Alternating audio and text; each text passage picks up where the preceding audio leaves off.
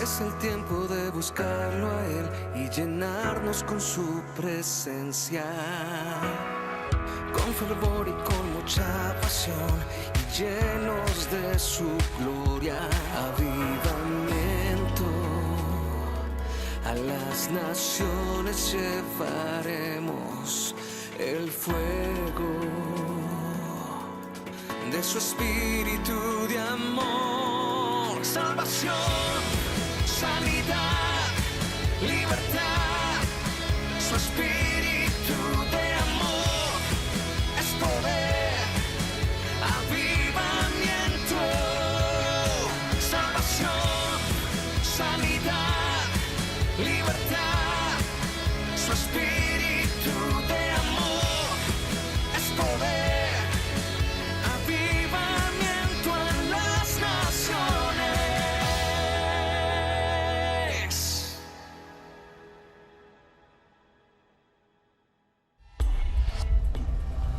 Con ustedes, el pastor Duván Sin más preámbulo, Alvarado. quiero invitarle que vaya a su Biblia al Evangelio de Marcos, capítulo 9. Voy a iniciar una serie de enseñanzas el día de hoy. Estaré tocando una parte hoy y continuaremos el día viernes y cerraremos el día domingo. Entonces le invito a que usted no se vaya a perder nada de lo que vamos a hablar, porque he denominado esta serie de enseñanzas como una fe que rompe los límites. Diga conmigo, una fe que rompe los límites. ¿Cuántos necesitan romper límites? Todos tenemos límites. Todos tenemos algún límite, algo, una barrera, una muralla. No hemos podido cruzarla, pero a través de esa fe de Dios, esa fe genuina, podemos romper esos límites, y yo lo creo. Amén. Así que prepárese, porque vamos a ir a la palabra de Dios. Evangelio según San Marcos, capítulo número 9, y cuando usted esté ahí, por favor me dice un buen amén. Marcos capítulo 9, y vamos a leer a partir del versículo número 14, por favor. Marcos 9, versículo 14, y dice la palabra del Señor así. Cuando llegó a donde estaban los discípulos, diga conmigo, los discípulos, vio una gran multitud alrededor de ellos y escribas que disputaban con ellos. Y enseguida toda la gente, viéndole, se asombró, y corriendo a él le saludaron y les preguntó: ¿qué disputáis con ellos? Y respondiendo uno de la multitud dijo: Maestro, traje a ti mi hijo, que tiene un espíritu mudo, el cual donde quiera que le toma, le sacude y echa espumarajos y cruje los dientes y se va secando. Y dije a tus discípulos que le echasen fuera, y no pudieron. Y respondiendo él les dijo: oh generación incrédula, ¿hasta cuándo he de estar con vosotros? ¿Hasta cuándo os he de soportar? Traédmelo. Y se lo trajeron, y cuando el espíritu vio a Jesús, sacudió con violencia al muchacho, quien cayendo en tierra se revolcaba echando espumarajos. Jesús preguntó al padre: ¿cuánto tiempo hace que le sucede esto? Y él dijo, ¿cómo dijo? Desde niño. Ahí está, que desde niño pueden haber patrones de oscuridad. Y muchas veces le echan el fuego y en el agua para matarle. Pero si puedes hacer algo, ten misericordia de nosotros y ayúdanos. Jesús le dijo: si puedes creer, al que cree, todo le es posible. Léalo una vez más conmigo. Si puedes creer, al que cree, todo, dígalo, todo le es posible. Siguiente, y dice la palabra del Señor, verso 24. E inmediatamente el padre del muchacho clamó y dijo: creo, ayuda a mi incredulidad. Y cuando Jesús vio que la multitud se agolpaba, reprendió al espíritu inmundo, diciéndole: espíritu mudo y sordo, yo te mando, sal de él y no entres más en él. Entonces el espíritu, clamando y sacudiéndole con violencia, salió, y él quedó como muerto, de modo que muchos decían: está muerto. Cuando él entró en casa, sus discípulos le preguntaron aparte: ¿por qué nosotros no pudimos echarle fuera? Y él les dijo: este género con nada puede salir, sino con oración y ayuno. Diga conmigo, con oración y ayuno. Cuando vemos nosotros la palabra de Dios en el Evangelio de Lucas, me impacta mucho, específicamente el capítulo número 18. Estaba leyéndolo esta mañana, una pregunta que hace Jesús. En el verso 8, Jesús pregunta, diciendo, cuando venga el Hijo del Hombre, ¿hallará fe en la tierra? Y es la pregunta que hace Jesús. Y me causa mucha curiosidad cómo Jesús pregunta acerca de la venida del Señor. Él pregunta acerca de su segunda venida. ¿Cómo encontraría la tierra en la segunda venida? Y habla acerca de la fe. Habla de hallará fe en la tierra. Y hablar de la fe para este tiempo no es lo mismo de la fe que se vivía en los tiempos de Jesús. De hecho, la fe no ha ido en aumento. La fe ha ido declinando. La fe no ha ido creciendo. La fe ha ido menguando.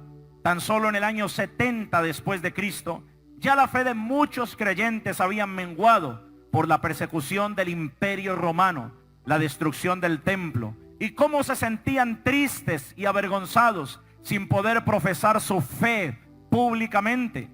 De hecho, cuando vemos nosotros el libro de Génesis, vemos nosotros cómo comenzó a aumentarse, a formarse el pecado y la victoria de Satanás. Y vemos nosotros cómo Dios, a través de un hombre llamado Juan, permite que reciba la inspiración y escribe el Apocalipsis alrededor del año 96 después de Cristo, en la isla llamada Patmos.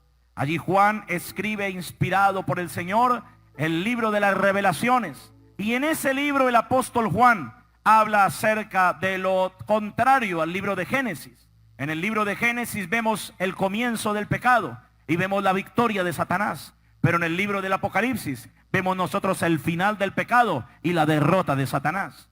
Y ahí vemos nosotros cómo comienza la historia con una victoria del diablo, pero cómo finaliza con su derrota. El diablo ya está vencido. Cuando nosotros vemos la historia, de hecho en el libro de Apocalipsis, y quiero que me ayudes en el capítulo 3, el libro de Apocalipsis capítulo 3, en el verso 10, habla acerca de algo llamado la fe. Diga conmigo, la fe.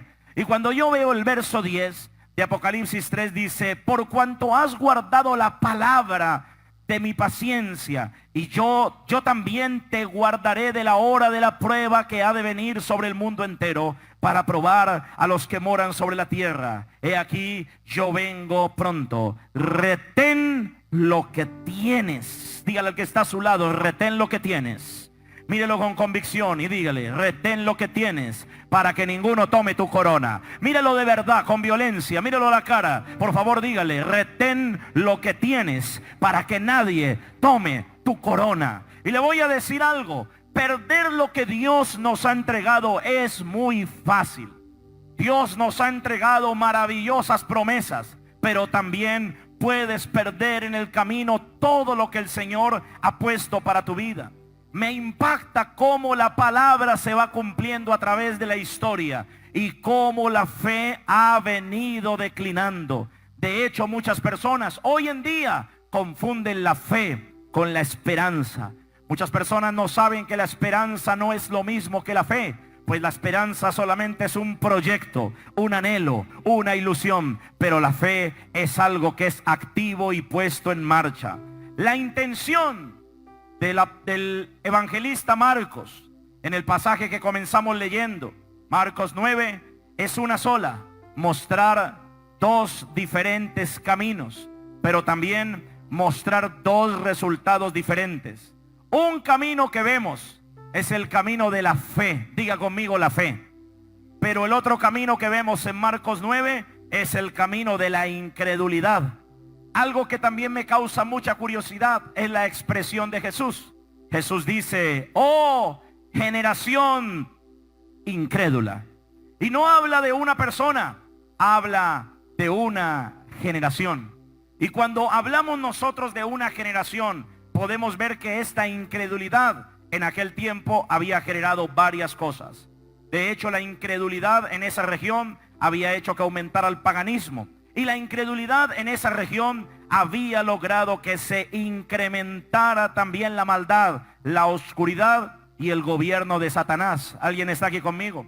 toda persona que permite que la incredulidad gobierne o gane pasos en su vida, va a comenzar a gobernar la oscuridad en su corazón. Por eso la fe es el opuesto de la incredulidad. Cuando nosotros hablamos de fe, es necesario entender la profundidad de la fe y que la fe es necesario para todo. De hecho, usted alaba a Dios por fe, adora a Dios por fe, porque usted no lo ve, pero usted adora a Dios. Usted alaba a alguien que no ve, pero usted alaba a Dios. Usted cuando danza en la iglesia y cuando aplaude, usted no le está aplaudiendo a un hombre, usted está visualizando en el espíritu que está aplaudiéndole a Dios. ¿Cuántos dicen amén? Usted no viene a aplaudirle a un pastor, no viene a aplaudirle a un hombre, no viene a aplaudir a un grupo, usted viene a aplaudirle al Señor. También puedo notar que la crisis aumenta en los tiempos, en las naciones, en las ciudades, cuando aumenta la incredulidad. Toda nación que permita que aumente la incredulidad, que gane la oscuridad, comienza a vivir tiempos de crisis. De hecho, usted puede notar en la humanidad donde han sucedido catástrofes gigantescas, en países de incredulidad, naciones de incredulidad, donde ha dominado la idolatría. Es sorprendente ver todo lo que el Señor hace. La incredulidad es un enemigo de la fe. Note usted desde el verso 23 que acabamos de leer. Por eso yo quiero que usted esté conectado hoy y no se salga de nada. Estamos leyendo la palabra. En el verso 23 dice que Jesús hizo una declaración y dice: si puedes creer. Para el que cree, todo le es posible. Dice la palabra que a ese, al que cree, todo le es posible. Inmediatamente el muchacho, el padre del muchacho dijo: creo, ayuda a mi incredulidad. ¿No le parece un poco gracioso que él diga creo, pero inmediatamente digo ayuda a mi incredulidad? Es que hay una gran diferencia entre el creer en Dios y creerle a Dios. Hay una gran diferencia. Tú crees en Dios, pero ¿cuántos le creen a Dios? Eso es muy diferente. Y necesitamos no solamente conocer de, sino conocer a. No solamente creerle a, sino creer en, sino creerle a. Tú puedes conocer a o conocer de, y se lo voy a explicar de esta manera. Muchos de aquí no conocen al presidente de la República, nuestro presidente colombiano, el presidente Duque. Usted conoce de Duque, pero no conoce a Duque. ¿Alguien está entendiendo? Usted conoce de Duque, pero otra cosa es que conozcas a Duque, que tú te sientes con Duque, que hables con Duque y que tengas una relación con Duque. Eso es totalmente diferente. La fe opera también de la misma manera. Una cosa es que tú le creas a Dios y otra cosa es que tú creas en Dios. Son dos niveles totalmente diferentes. Y yo puedo notar en este pasaje dos cosas. Número uno, una cultura de incredulidad. Una cultura de incredulidad que estaba dominando toda la nación. Y número dos, una cultura de discusiones y de disputas por cuestiones espirituales. Y es ahí donde nosotros llegamos a esta escena. Cuando nosotros permitimos que la fe no gobierne, sino que gobierne la incredulidad, terminamos haciendo algo llamado el racionamiento de la fe. Y quiero que usted entienda esto. Cuando alguien pierde la fe o no entiende la fe, termina llegando a hacer algo llamado el racionamiento de la fe.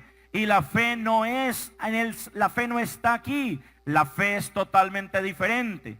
Tú no puedes comparar el saber con el creer, porque son cosas totalmente diferentes. De hecho, en este pasaje yo veo un grupo de 9 discípulos. Usted puede ver que hay 9 discípulos que están discutiendo con la multitud.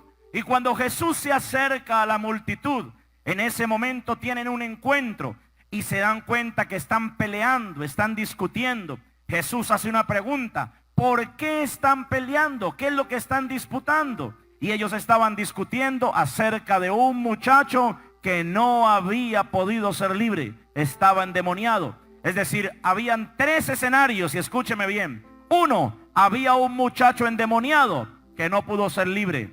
2, una multitud discutiendo con 9 discípulos. Y 3, Cristo que descendió del monte con otros 3 discípulos. Y en ese momento se encuentra toda la multitud. Por eso es importante conocer el contexto completo de este pasaje. Estos discípulos cometieron un gran error. 9 discípulos que basaron su eficacia en una influencia personal o en un esfuerzo humano. Influencia personal porque eran amigos de Jesús. caminaban con Jesús, vivían con Jesús, pero pensaron que para liberar un endemoniado bastaba con eso. Y no solamente necesitas hablar con Jesús, vivir con Jesús, venir a la iglesia. Tiene que haber un nivel mayor. ¿Hay alguien acá? Número 2, los discípulos del Señor cometieron otro error. Ellos pusieron su eficacia en el poder y no en la autoridad. Y ya hemos hablado varias veces que el fracaso más grande del mundo espiritual es cuando alguien confunde la espiritualidad a nivel del poder y autoridad, porque una cosa es poder y otra cosa es autoridad. Hemos dicho que el poder te lo da una posición, pero la autoridad te lo da una condición, que son dos cosas diferentes. El asunto no es la técnica que utilizaron los discípulos. El asunto no fue la forma, tampoco la manera que lo hicieron, sino la condición de estos 9 hombres que no les permitió liberar un endemoniado. ¿Alguien está siguiendo lo que estamos hablando esta noche?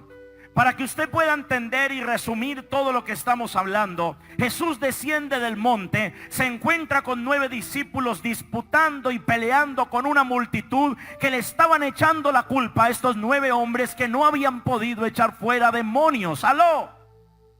Y Jesús en ese momento dice: tráiganme al muchacho. Cuando traen al muchacho, yo veo algo maravilloso, y es que cuando aquel joven endemoniado ve a Jesús, comienza a revolcarse, comienza a caer en el suelo. Me impacta que el padre hace una declaración cuando Jesús le pregunta: ¿desde cuándo sufre el muchacho esto? Y dice: desde niño está sufriendo eso. ¿Sabe? Los discípulos no tenían la condición de la fe. Ellos, aunque caminaban con Jesús, tenían una condición de esperanza, pero no de fe. Y por eso los discípulos estaban caminando en algo llamado incredulidad. Y la incredulidad, como ya lo dije, es lo contrario a la fe. Es una fe negativa. La fe activa lo sobrenatural. La incredulidad cierra las puertas de los milagros. La fe desata los diseños del cielo. La incredulidad te ata aquí en la tierra. ¿Hay alguien aquí conmigo? Así que lo que nosotros debemos procurar, más que desarrollar cualquier cantidad de dones, de milagros, de dones de sanidades, es que primero desarrollemos la fe. ¿Hay alguien acá? Si tú desarrollas la fe genuina que rompe los límites, nada te será imposible. ¿Hay alguien acá? Cuando alguien desarrolla una fe genuina, puede romper límites. Lamentablemente, de cada 100 creyentes, solamente posiblemente un puñado logra desarrollar una fe genuina, porque nos quedamos pensando en el saber. Pero note usted el verso 23 de Marcos 9. La fe se basa en algo. Dice: si puedes creer, al que cree, todo le es posible.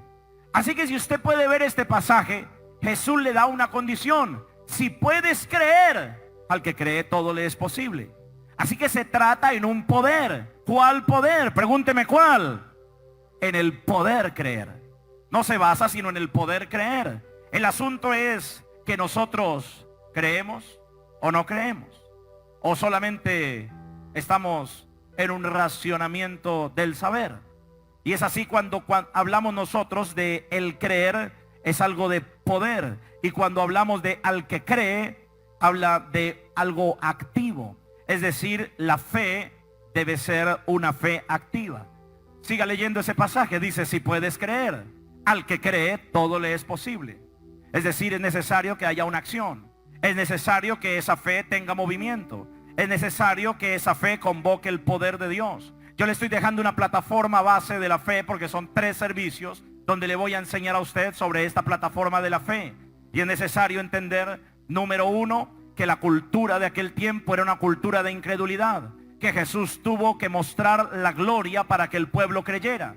¿Para qué son los milagros? Para que la gente crea. ¿Para qué son los milagros? Para manifestar la gloria de Dios. ¿Para qué son los milagros? Para fortalecer la fe de los discípulos. ¿Lo está entendiendo? Se lo voy a repetir. ¿Para qué son los milagros? Para fortalecer la fe de los discípulos. ¿Para qué son los milagros? Para que el mundo crea. Y número 3, para glorificar al Padre. ¿Hay alguien acá? ¿Cuánto le pueden dar un aplauso al Padre en esta noche? Aleluya. Vamos, vamos, vamos, dale toda la gloria. Ahora usted que entiende la escena en la cual estamos nosotros y quería transportarlo a esa historia, una cultura de incredulidad con unos discípulos que vivían en incredulidad, que pensaban que por la posición ellos podían tener autoridad, pero no era por la posición sino por la condición, pero le faltaba la condición de fe. ¿Aló? Ahora se encuentran con Cristo y sus otros 3 compañeros que acaban de descender de un monte, y el Padre afirma que ese joven vivía en esa condición desde niño. La fe rompe toda montaña. Así te digan no se puede, sí se puede, no se puede, sí se puede, no se puede, sí se puede. Yo recuerdo que cuando estaba pasando una prueba de fe, yo llamé a un pastor que estuvo aquí acompañándonos. Y él me dijo: pastor, cierre la obra, cierre la iglesia. Están asistiendo 7 personas, 8 personas, cierre la iglesia. Se está debiendo mucho dinero, cierre la iglesia. Vámonos para una casa, vamos a reunirnos en una casa. Y yo le dije: no, a mi Dios no me ha dicho que tenemos que hacer eso. Yo tengo fe. Y me dijo: pastor, yo sé que usted tiene fe, pero también tenemos que ser sabios. Me dijo esa expresión. Tenemos que entender lo que dice la palabra, que tenemos que hacer cuentas, que no podemos, que es difícil, así que tenemos que tomar una decisión. Y yo le dije: a mí Dios no me ha dicho que haga eso. A mí el Señor me mandó algo y tengo que seguir adelante. Y eso desató algo, porque cuando tú crees, al que cree todo le es posible. Y eso desató que viniera una persona a una reunión, y esa persona que vino a la reunión dejara un dinero, y con ese dinero se pagara todo lo que se debía en la iglesia. ¿Hay alguien acá? Es decir, en un solo día Dios saldó las deudas. Tú no necesitas, escúcheme bien, tú no necesitas pasar años. Tú necesitas solamente creer. Tú no necesitas, escuche esto, porque aquí algunos te van a tener que destapar sus oídos. Usted no necesita pasar décadas. Usted no necesita pasar años. Muchos están haciendo cuentas. En tal año voy a hacer esto y en tal año esto. Pero Dios te puede acelerar los tiempos. Dios puede sacarte de la deuda. Dios puede romper límites. Dios puede romper cadenas. Dios todo lo puede. O si no, no sería Dios. Aló. O si no, no sería Dios. Usted y yo tenemos límites, pero Dios no tiene límites. Usted y yo tenemos pero Dios no tiene peros. Ese pero que rompe los milagros. El Señor va a hacer algo contigo este mes. Ah, sí, pero es que ese pero ya perdió, hasta ahí llegó.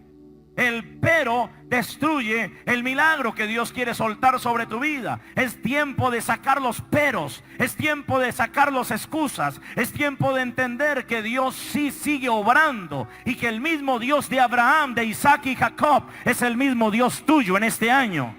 Aló, dígale a su vecino: es el mismo Dios, no ha cambiado. Pero mírelo a la cara y sacúdalo y dígaselo: Él sigue siendo Dios. Es el mismo ayer y por siempre. Aló. Mira lo que dice la palabra. La palabra fe en el original griego es la palabra pistis. Y la palabra fe en el original hebreo es la palabra emuná. Y las dos palabras se refieren a lo mismo. Habla de creer. Así que todo se basa en algo, creer. Pero sorprendentemente estas dos palabras también van ligadas con algo que es activo. Es decir, no es algo pasivo, es algo activo.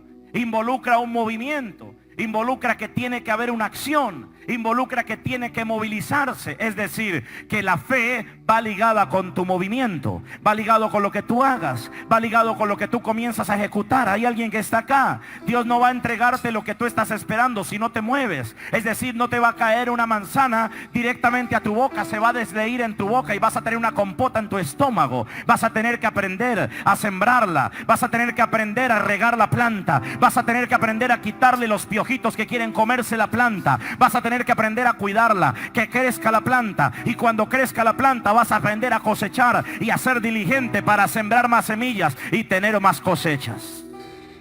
Levante su mano derecha y diga conmigo con violencia: yo necesito fe. Dígalo, dígalo: yo necesito fe. Hace 2 años hicimos un congreso aquí en Melgar, y ese congreso costó casi 50 millones de pesos. trajimos conferencistas de África, trajimos conferencistas de los Estados Unidos, trajimos gente de Argentina, de varios países. Eso fue por orden de Dios. El Señor me dijo, dame honor, haz esto. Y yo alquilé el mejor sonido. Yo no tenía nada, no tenía dinero en el bolsillo. Y faltando unos días para comenzar el evento, yo traje unas camisetas y dije, bueno, vamos a vender estas camisetas. Y con la venta de estas camisetas se va a reunir algo de recursos. Y con las ofrendas de un pueblo generoso y lleno de la gloria de Dios como ustedes, vamos a reunir más bendición. Y yo comencé a hacer eso y sorprendentemente, faltando 2 días para el evento, tenía 3 millones de pesos. Valía 47, me faltaban 44 millones de pesos. Escuche esto. Unas personas me decían, pastor, ¿y usted por qué hace el evento? Usted no hubiera hecho el evento, se guarda ese dinero. Le dije, no, donde yo no haga el evento no me llega el dinero. ¿Me está entendiendo? Donde yo no haga el evento no me llega el dinero. Se lo voy a mostrar por qué. Porque yo hago el evento y comenzó el primer día, y el segundo día, y el tercer día. El auditorio donde hicimos en el auditorio del colegio gigante. Allí hicimos el evento y allí el auditorio lleno los 3 días. Fue algo muy especial. Y nosotros fuimos a contar las ofrendas. Y yo dije, ya aquí salimos de las deudas. Y reunimos 3 millones entre los 3 días. Escuche, le estoy hablando una realidad. Es decir que ahora faltaban, ¿cuánto? Faltaban 41 millones de pesos. 3 días se reunió eso. Y yo dije, ¿y ahora qué hacemos? Me pasó lo del Chapulín Colorado. ¿Y ahora quién podrá defendernos? Un día antes de que termináramos el evento, recibe mi esposa una llamada y le dice, señora Carmenza, sí soy yo. Ustedes ya conocen el testimonio algunos. Ustedes ya escucharon, pero tienen que oírlo muchas personas en las naciones. Señora Carmenza, sí soy yo. Señora Carmenza, precisamente para esta fecha se venció un seguro de vida que usted compró hace 20 años. Ya ese seguro caducó y queremos o devolverle el dinero con los intereses, o si usted quiere renovar ese dinero. Ha tenido productividad por estos 20 años, o si quiere renovamos el seguro. Y ella dijo, no, yo para qué, ya tengo mi seguro en los cielos, no necesito eso, devuélvame el dinero, ¿cuánto es? Y le sacaron el deducible, le dijeron 41 millones de pesos. Alguien dele la gloria al Señor. Alguien dele la gloria al Señor. Alguien dele la gloria al Señor. Alguien dele la gloria. Ahora no quedamos con nada. Usted me pregunta, ¿y cuánto les quedó? Nada. Dígale que está al lado, nada. Pero quedaron almas que se salvaron, personas que llegaron a los pies de Cristo. Alguien está aquí conmigo. Así que cuando activamos la fe, algo sucede. Al fin y al cabo, el dinero no es mío, el dinero no es tuyo, el dinero es del cielo. Los recursos son del Padre. Alguien dele el aplauso a Cristo. Grite fuerte. Toca el que está a tu lado y dile, lo sobrenatural se suelta con la fe. Díselo. ¿Sabe qué me sorprende?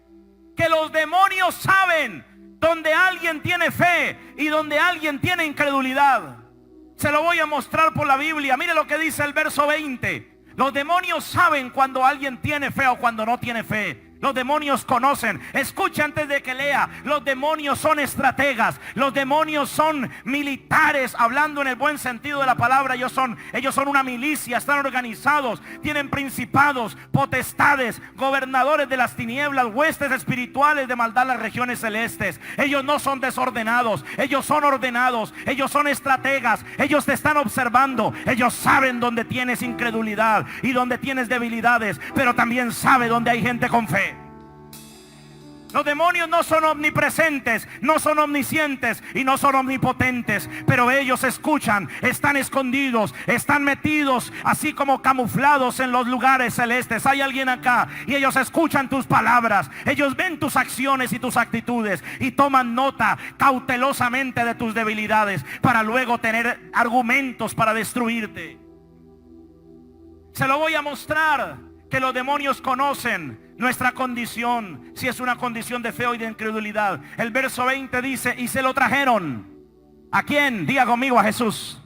Y cuando el espíritu vio a Jesús, sacudió con violencia al muchacho y quien cayendo en la tierra se revolcaba echando espumarajos. Ahora le pregunto, ¿por qué no se sacudió cuando vio a los 9 discípulos? ¿Por qué no se sacudió cuando vio la multitud? ¿Por qué no se sacudió sino cuando vio a Jesús? Le voy a responder, porque el demonio conocía la condición de 9 que eran incrédulos, y también conocía la condición de una multitud que era pagana. Pero cuando vio a alguien con esa fe genuina, cuando vio la condición de Cristo, ahí se sacudió el demonio.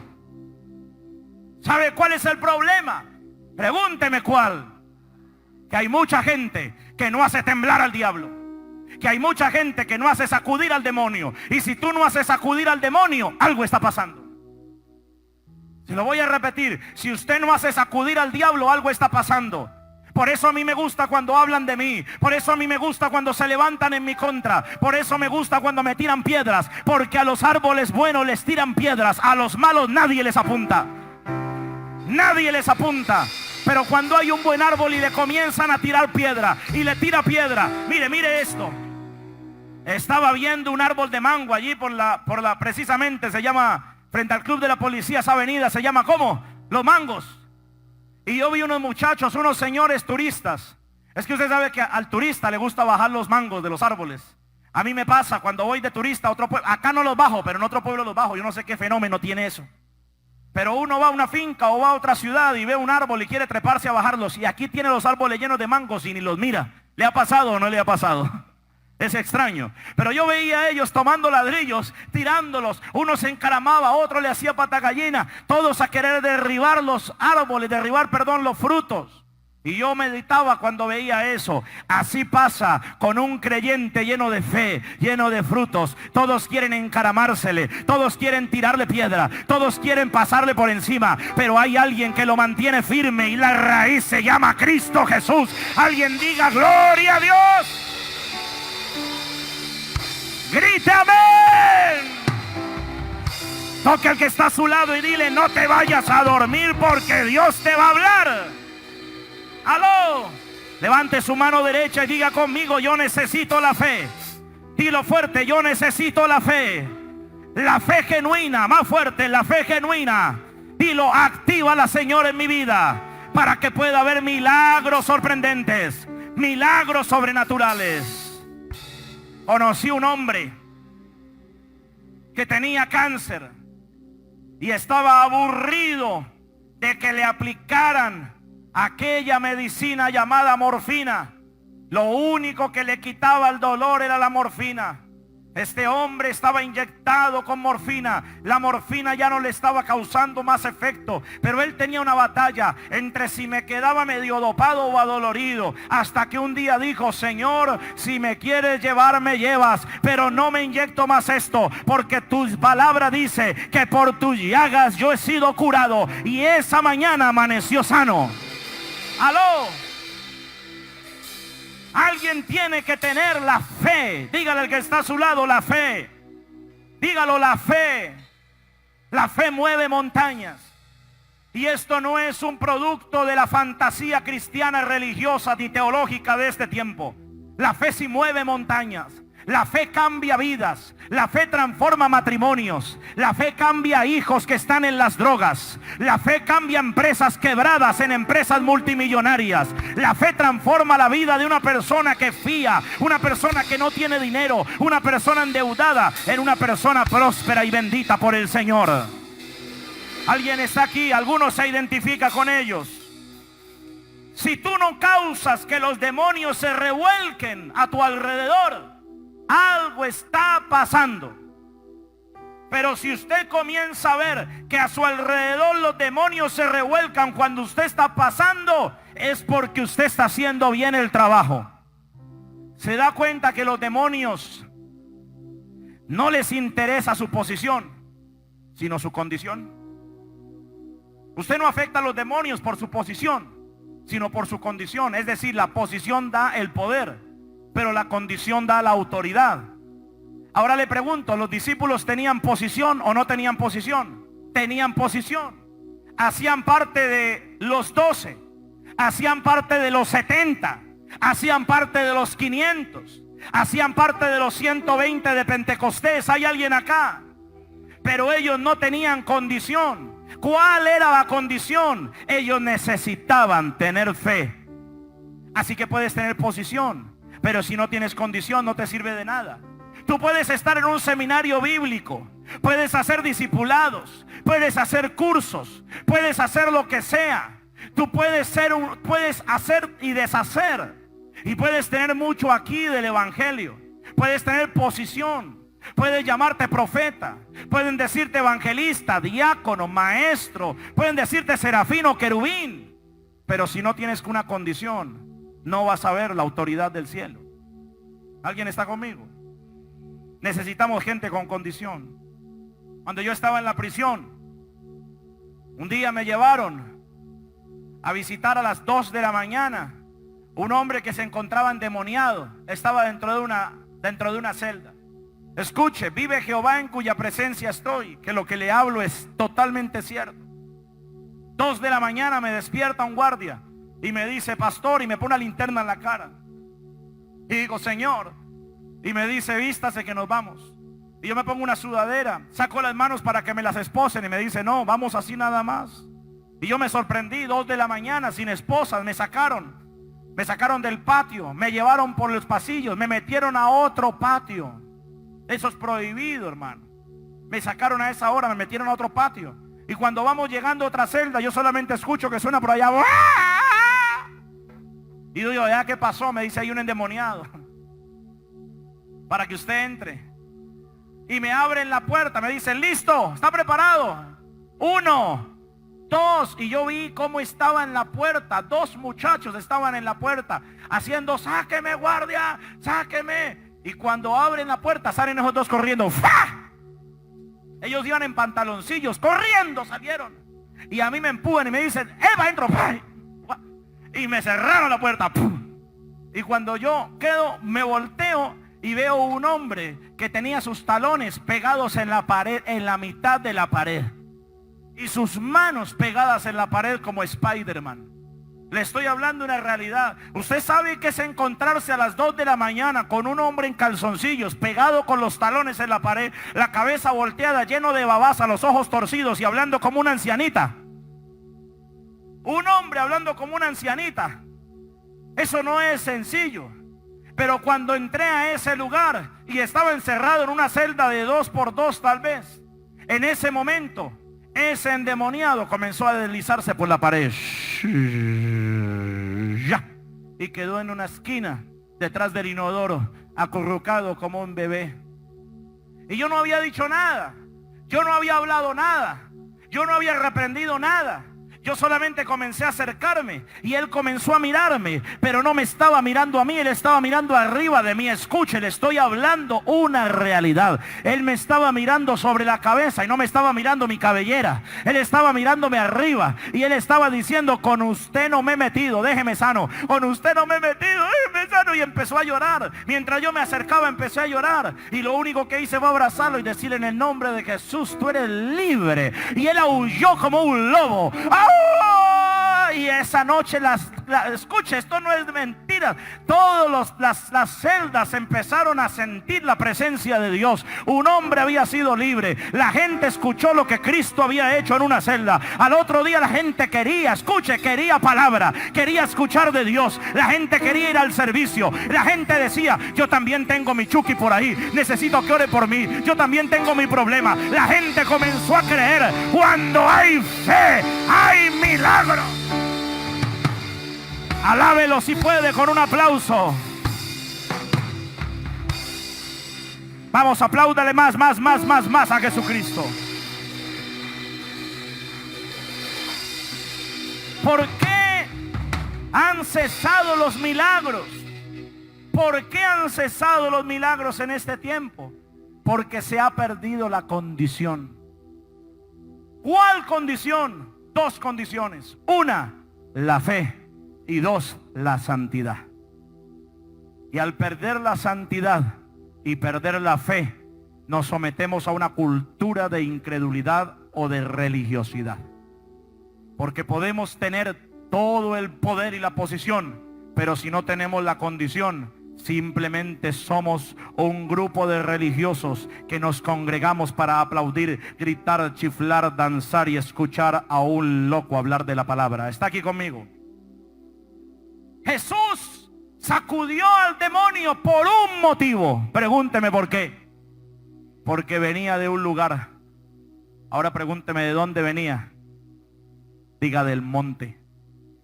¿De dónde venía Jesús? Jesús estaba en el monte. Estaba con Pedro, con Juan y Jacobo. Y cuando descendió del monte, su rostro resplandecía. ¿Aló? Y apenas lo vio el demonio, lo identificó. Este es, viene del monte. El monte representa el lugar de la oración. ¿Qué representa el monte? Dígale que está al lado, la oración. ¿Cómo podemos aumentar? Y le voy a dejar la primera base, porque necesitamos 3 servicios para que usted aprenda cómo romper límites con la fe. ¿Cómo podemos iniciar el camino de la fe genuina? Número 1, subiendo al monte.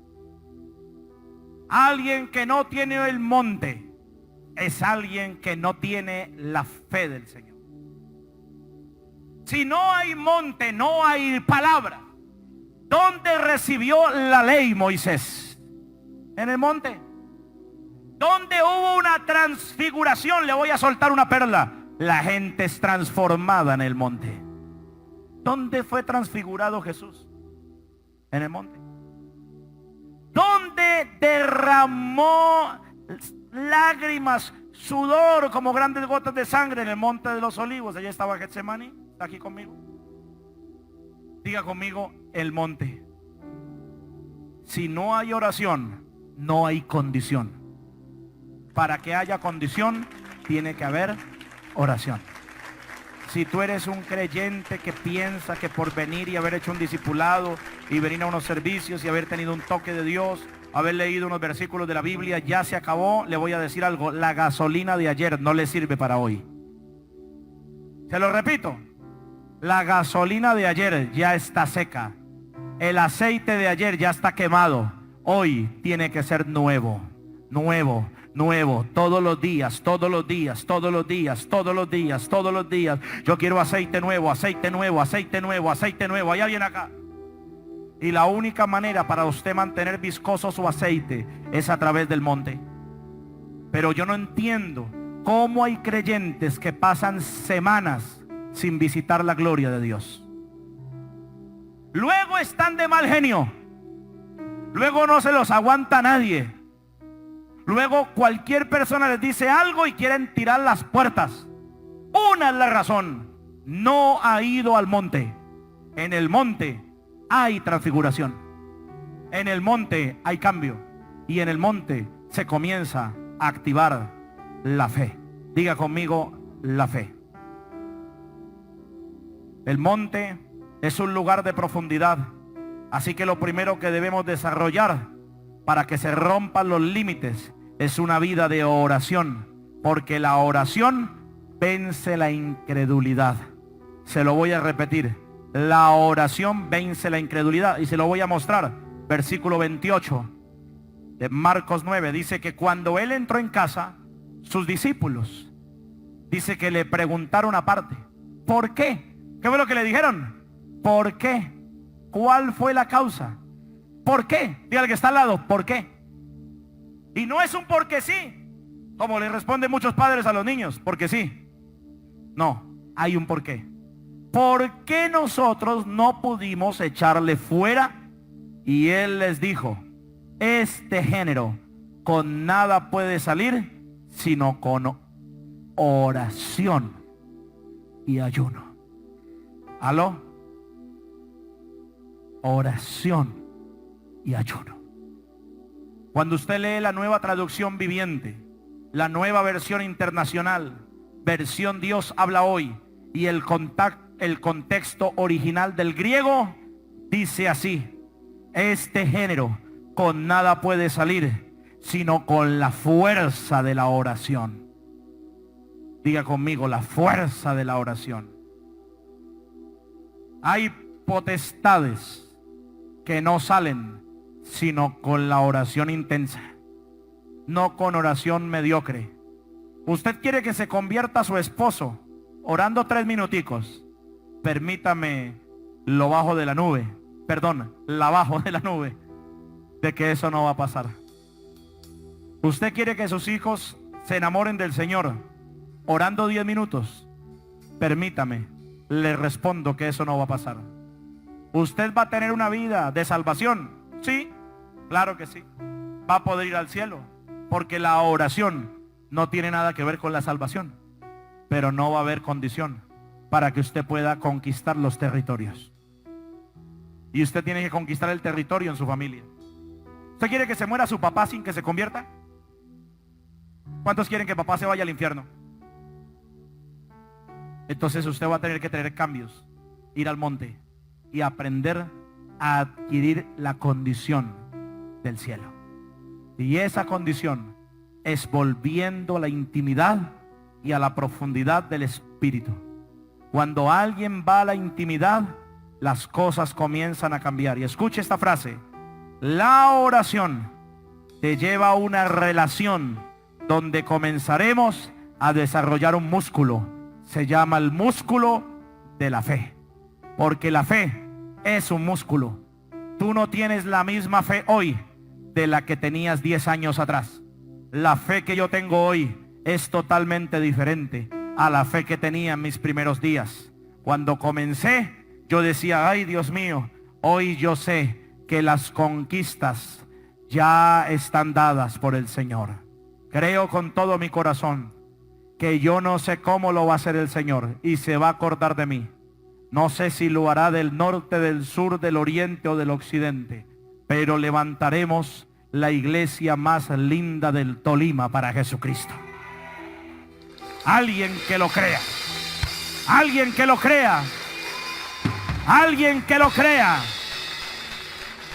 Y me recuerda el testimonio de mi amigo, el pastor José Satirio dos Santos, de nuestro concilio.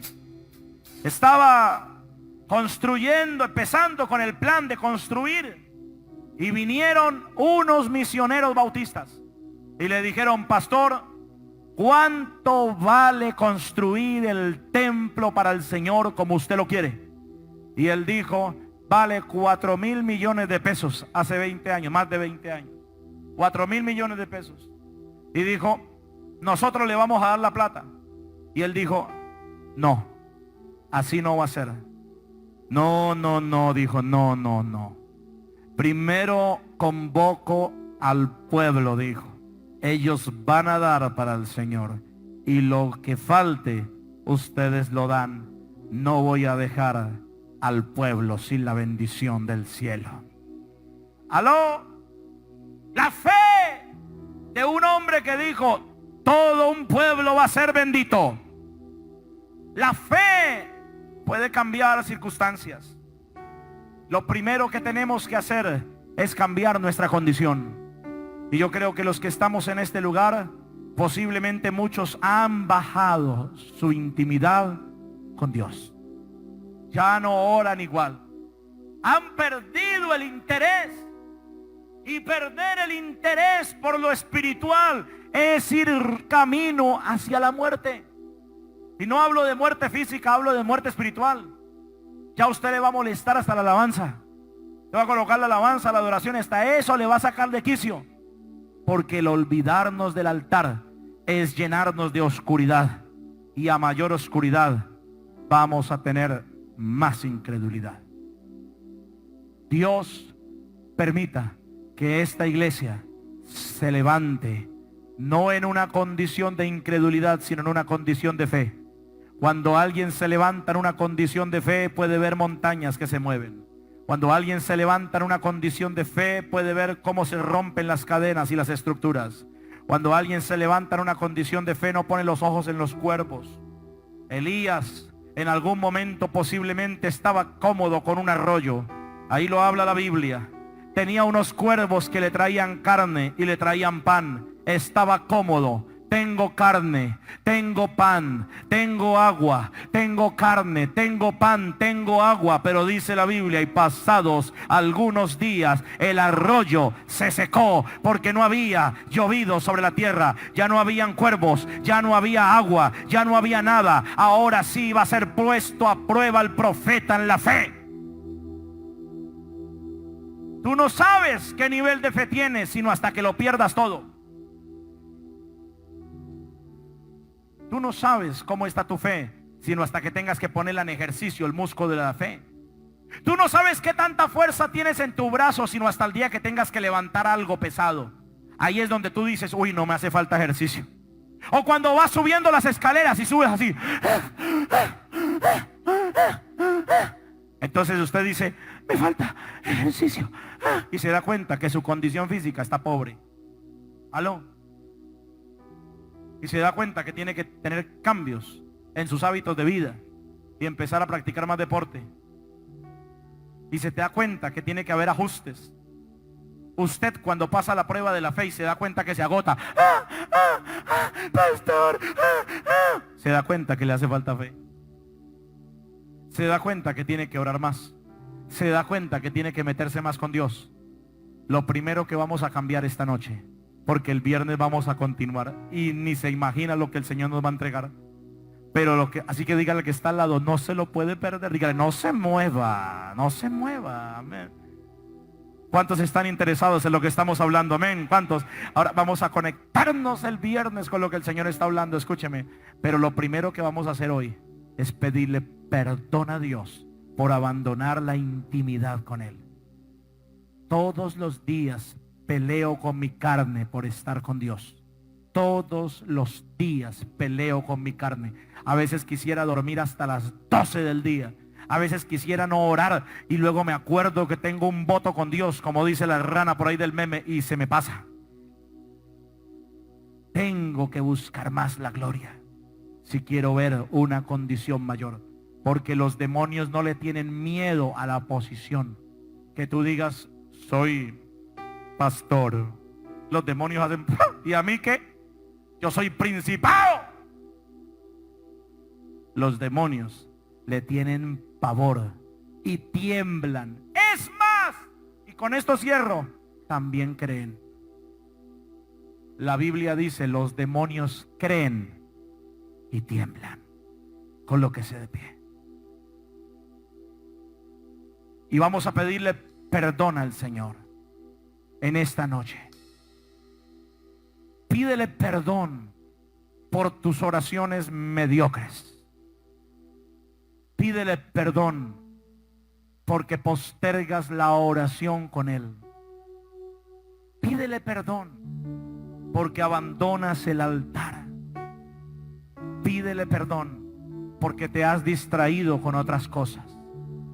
Tu mente se ha distraído. No lo niegues, se ha distraído. Tus pensamientos están más en otro lugar que en la intimidad con Él. En tus proyectos, en tus metas. Pero ¿dónde está el primer amor? La gente que nos está escuchando, viendo, si puedes arrodillarte por un momento, y los que están aquí también, vamos a ir a las rodillas por un minuto y le vamos a pedir perdón a Dios. Perdón a Dios. Perdón. Perdón, Padre. Oh, mirandi sotere rabakai sorendara mahanda. Pídele perdón al Señor. Pídele perdón ahí donde estás. Perdóname, Señor, porque permití que otros espacios llenaran el lugar más grande que me produce una condición. He entendido que en la intimidad viene la palabra y la fe viene por el oír, y el oír la palabra de Dios. Perdóname, Señor. Perdóname, Padre. Te pido perdón. Como iglesia te pedimos perdón. Como familia te pedimos perdón. Como ministros te pedimos perdón. porque no podemos olvidarnos de dónde nos has sacado.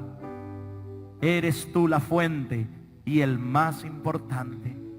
Ahí donde estás, permanece un minuto más en tus rodillas, y en esa condición es donde tienes que decirle a Él: perdóname, Señor, perdóname.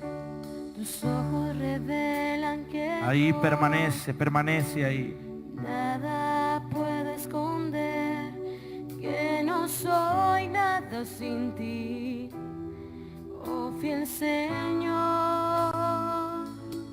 Permanece, pídele perdón, Todo lo sabes de mí, que no has estado orando. cuando miras el corazón, Todo, todo lo puedes ver. pídele perdón. Muy dentro de mí, Algunos de ustedes están viviendo esa presencia. llevas mi vida Ahí, a una sola verdad. vamos un minuto más ahí, permanece, habla con Él. Cuando me miras, Nada puedo. nada puedo ocultar. Sé que es tu fidelidad, Señor. Sé que es tu fidelidad. Habla que con Él. lleva mi vida más Habla con Él. allá Habla con de Él. lo que puedo imaginar. No dejes que los argumentos te ganen. Sé No dejes que tus no razonamientos sean mayores que tu puedo fe. tu mirada, pues, El racionamiento de la fe me llena de es la incredulidad. paz. Padre, perdónanos. Ojos revelan Vamos, habla que con Él. Dile: me comprometo a buscarte. nada puedo esconder. Me comprometo a entrar en No soy intimidad, nada sin ti. a amarte más, Oh, fiel Señor, a enamorarme de ti, papá. Abba. todo lo sabes Oh, de mí. Santo. Cuando miras el corazón, todo lo Oh, puedes Sotirarakai, ver mamá, mando, dentro toro, de hostia.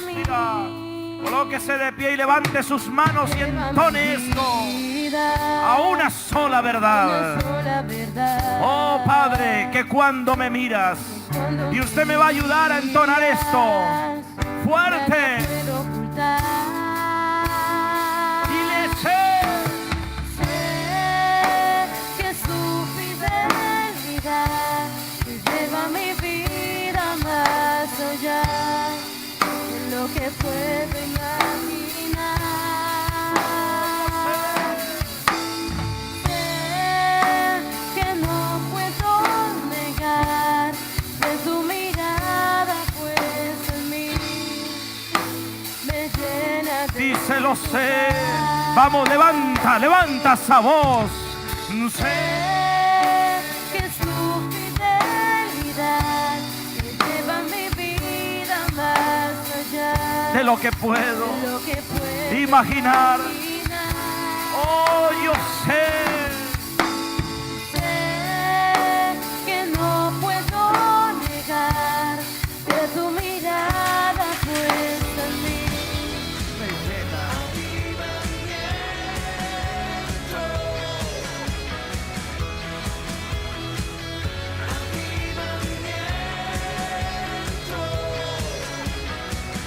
Es el tiempo de buscarlo a Él y llenarnos con su presencia. Con fervor y con mucha pasión y llenos de su gloria. Avivamiento. A las naciones llevaremos el fuego de su espíritu de amor. Salvación, sanidad, libertad, su espíritu de amor es poder, avivamiento, salvación, sanidad, libertad, su espíritu